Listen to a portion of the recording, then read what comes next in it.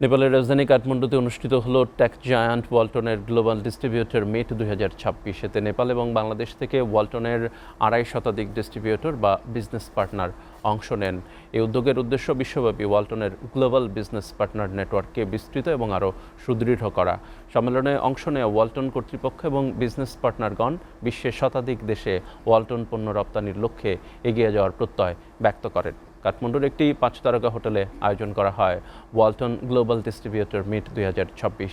এতে প্রধান অতিথি হিসাবে উপস্থিত ছিলেন নেপালে নিযুক্ত বাংলাদেশের রাষ্ট্রদূত মোহাম্মদ শফিকুর রহমান। এছাড়াও ভার্চুয়াল মাধ্যমে অনুষ্ঠানে যোগ দেন ওয়ালটন হাইটেক ইন্ডাস্ট্রিজ পিএলসির ব্যবস্থাপনা পরিচালক SM মাহবুবুল আলম। অনুষ্ঠানে নেপালের বাজারে ওয়ালটনের সর্বাধুনিক উদ্ভাবনী প্রযুক্তি সমৃদ্ধ নতুন 18 মডেলের ফ্রিজ উদ্বোধন করেন বাংলাদেশের রাষ্ট্রদূত শফিকুর রহমান। নতুন মডেলের মধ্যে রয়েছে নেপালের বাজারের জন্য বিশেষ ডিজাইনের তৈরি 165 লিটারের সিঙ্গেল ডোর রেফ্রিজারেটর।